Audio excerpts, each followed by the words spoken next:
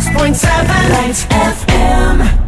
106.7 Light FM, Cubby and Christine in the morning. And we legit have an old friend in the house. We do. This guy actually kicked me out of Caroline's on Broadway back in 1999. I'm kidding. He never kicked me out. But he worked at Caroline's on Broadway. Yes. You were like working the door? Yes, the skinniest bouncer on Broadway. That's what Richard Lewis used to call me. Yeah. Christine, who's in our studio? Robert Funaro. Yeah! Welcome, Bobby. Thank you, Christine. So good to see you. Great seeing you too. It has been way, way, way too long. But you've Yes. done some amazing work. So besides Caroline's on Broadway, Right. Bobby was A little show called The Sopranos. been on The Sopranos as yeah. Eugene. That show did fairly well, I think. I think it did okay. People are a little pissed off about the ending, but besides that, we're okay. Yeah, that question you get all the time, right? Do people want your interpretation of? Yes, and I give them the Peter Bogdanovich explanation. It's everything in perpetuity. There's Boy Scouts, the members only jacket. It all continues, baby. You know, Right. that was his explanation of it. You know, and you can make your own ending to it. Yeah. Maybe Jimmy gets shot, but he doesn't. Who would want to see him shot? I wouldn't want to. Right. I kind of felt like, well, life is going to carry on. Their lives are going to go on. We're just not going to see it anymore. Well, that's Like, good, yeah. Christine. We're shut out. That was my interpretation. But I, of course, was not on the show. Right. Like Robert Funaro played Eugene. Yes. It's just one of the wonderful things you've done because you've done so much amazing theater and. Thank you, Christine. Great to be here. Thank you to background. see you again, and Yeah, it's really you a too. pleasure, an honor to be here. Oh, you know. please. Well, you're here All for also hours. another reason. I mean, we're going to talk some Sopranos here. All But right. you, my friend, have a cookbook out. 8 Soprano stories and 8 homemade recipes. Homemade. Who told you, man, you got to put a cookbook out?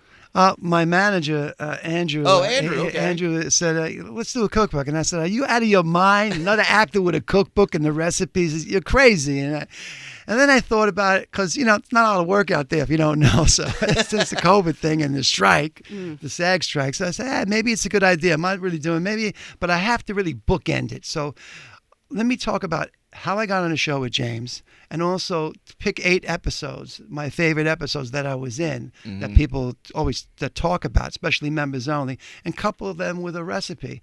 And so the book, because I'm not really a writer, so I can just kind of bookend it, keep it tight, and I had a lot to say, and some really funny stuff, and some stuff that's kind of instructional for actors also. So it's a good book, and of course they could carry on with so many recipes that you lose in time.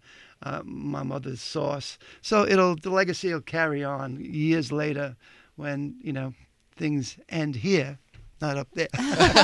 No, I love it. You say you're not a writer, but it's really well written, and Thank you. The stories that you share are very touching and they're deep. And as you said, as an actor, I think you share a lot, and your passion for acting, and also your dear friend James Gandolfini and his passion, and both of you put everything into your characters, all your roles, whatever you did. That really comes through in this book. Can you take us back to your friendship with James Gandolfini and how the two of you originally met? Well, yeah, I mean, we did Streetcar Named Desire about 7 years prior to Sopranos, so I guess it was like 92, 93. It was early. Yeah, about 92. We did we toured Scandinavia. I think it was really both of our first really professional jobs. We got paid in Deutsche Marks. We went from Sweden to Finland to finally to Norway, and great theaters in Sweden. We played bars in Finland, and we had a couple of theaters in Norway. But it was really a great learning curve. I played Stanley, he played Mitch. And then it was a great experience, and we parted ways somewhat. James went to California. We stood in touch when he came out to New York. He was still working at, bouncing at a bar. On the west side, I forgot the name of it, Rudy's, I think. But then when he went to California again, True Romance and stuff, and he came back here, he landed the job. So on season 3, one day he's down at the bar at Caroline's through my friend Gordon Silver. He went up to James at a party and he said to him, "Hey, if I was you, I'd get your friend Bobby Funaro a job on your show." He was really, and he said, "What's Bobby doing?" He's at Caroline's. He's managing.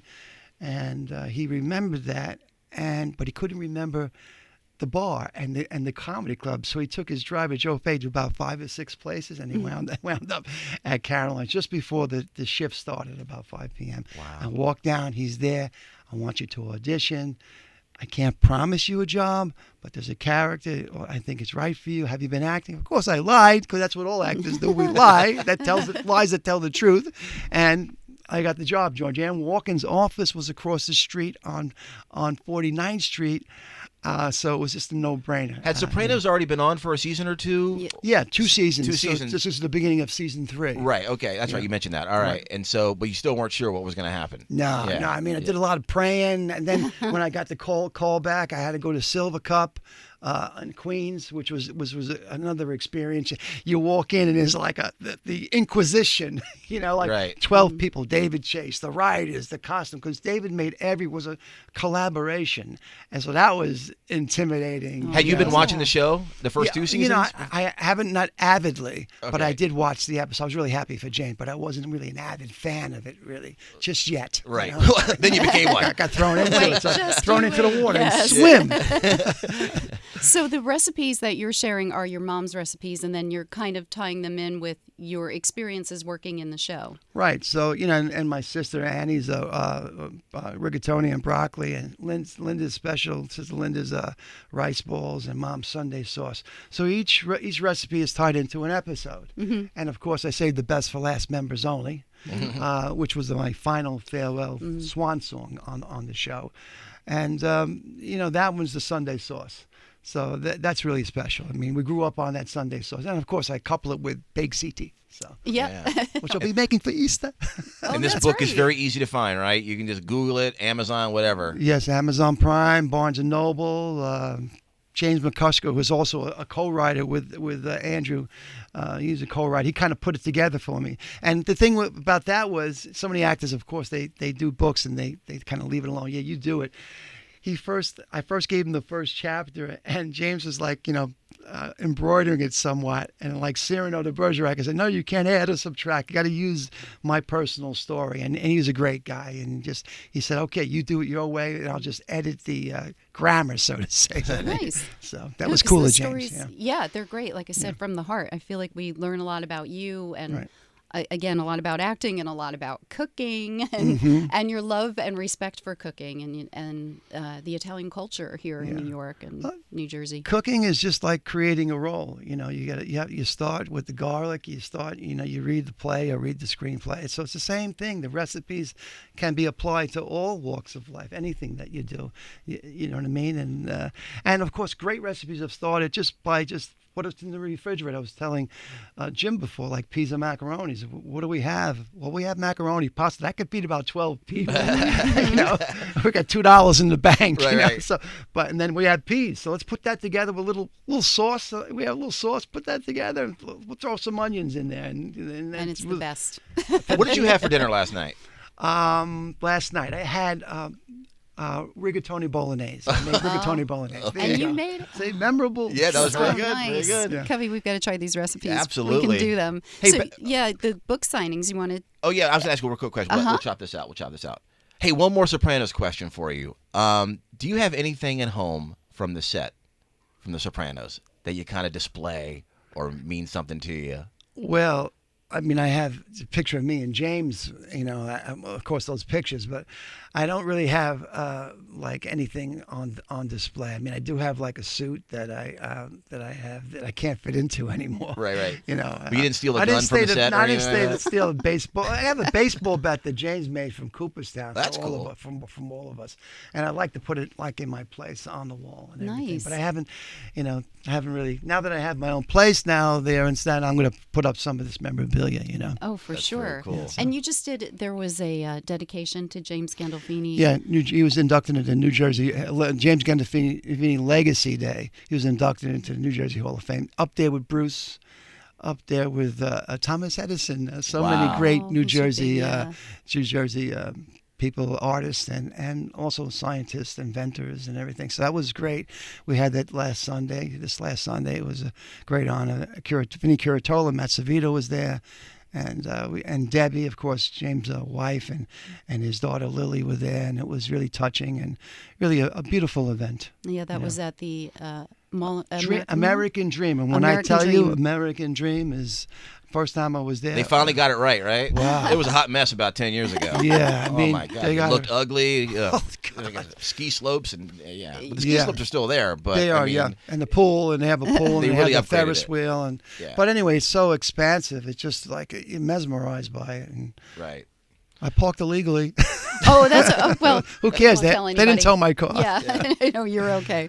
Well, Robert, there's many opportunities for you to meet people and get their book signed, right? Yes. So you're going to be, we'll kick it off April 26th. So a few weeks from now, you're going to be at Chico and Sons in Northfield, New Jersey. April 27th, you're going to be at Barnes & Noble Brick Plaza. That's in Brick, New Jersey. And May 10th, you're going to be doing something in East Rutherford at, tell me about Paisan Con. Paisan Con. What is this? All the paisans. Really? We got it like eight Sopranos that are going to be there. Vinny Curatola, David Proval, Dan Gamoldi, Jason Sabone, myself, Federico Castelluccio.